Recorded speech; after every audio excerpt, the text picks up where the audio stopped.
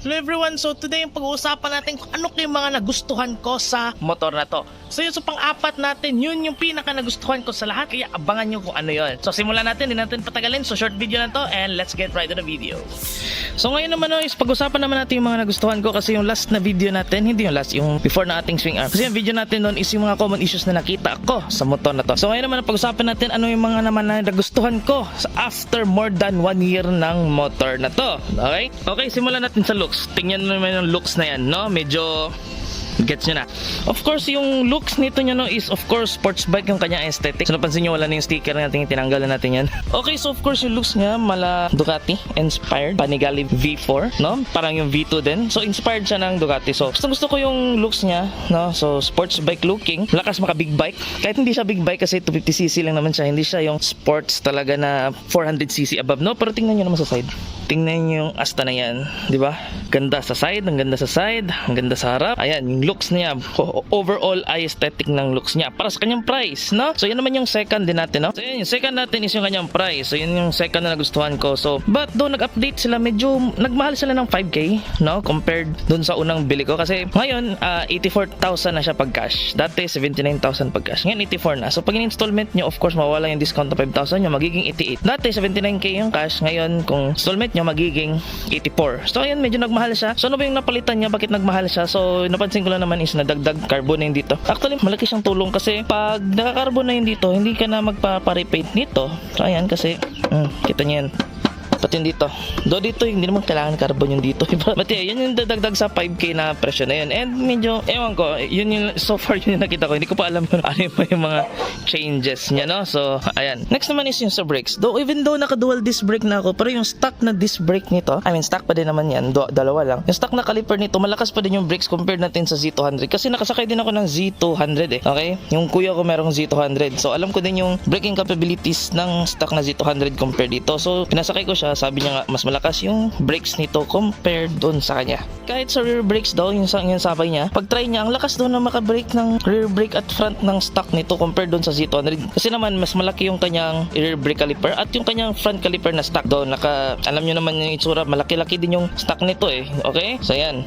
Ayun, nasa pangapat na tayo. Drum roll, ano ba yun? Customizability. Bakit customizability? Kasi sobrang customizable nito. So halos lahat ng parts niya pwede niyong palitan. At saka ang mura lang. Okay? Kasi kung nag-big bike ka talaga, alam na natin lahat yon. Hindi lang ako, alam nyo din. Pag nag-big bike ka, parang ang takot mag-mods. Kasi alam nyo naman, medyo pricey, medyo crucial talaga. Dito kahit pwede niyong kalikutin tong motor na to kahit anong gawin nyo eh. Kasi ayun nga, medyo mura lang. So kahit pwede nyo ibalibag yung mga parts nito, ano ba, kahit anong gawin yung sa motor nyo to, kahit anong grabe customizability nyo, kahit anong pwede gawin nyo dito, no? Kahit anong concept, may naging classic na ganito, meron naging Ducati, meron naging Yamaha, meron naging KTM na concept nito, at iba-ibang concept ng ginagawa na nila sa motor na to, no? Sa akin naman is Ducati concept, so coming soon yung ating kaha.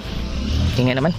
So yun, kahit hindi siya kasali sa Big 4, no, masyadong abundant yung parts nito. Kasi yun talaga yung laging issue ng mga ganitong bikes, no? Kasi yung parts daw hirap hanapin kasi nga hindi daw siya kasali sa Big 4, hindi siya Yamaha, hindi siya Suzuki, hindi siya Honda, at hindi siya ano ba nang iwan?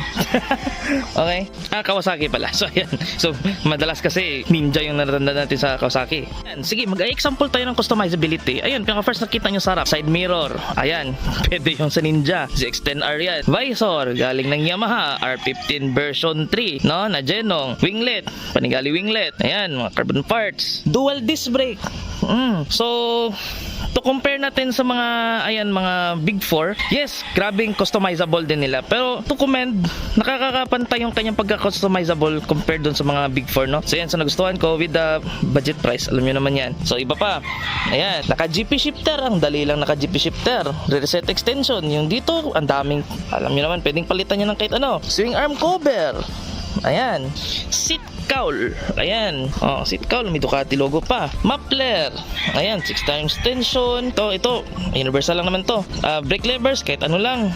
Mga universal. Mga Brembo. RCS19, P19, everything. So, yan yung mga example natin. No? Marami pa dito.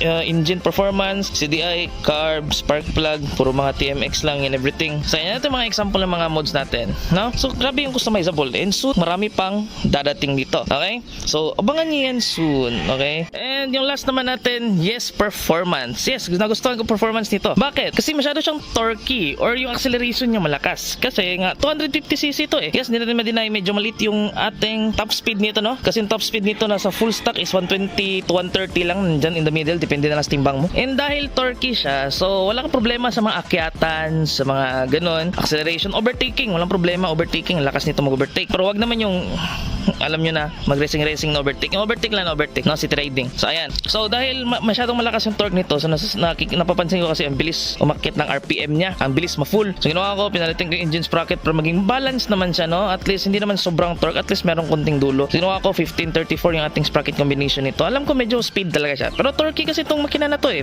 250cc yan, eh. So, ayan. Kaya na binalance ko, no? Okay? So, yan yung panglima natin na nagustuhan dito. Curious kids, upcoming build ko. Click nyo lang itong video na to. And if na-enjoy nyo yung video, don't forget to hit that subscribe button down below. And thank you for watching and ride safe!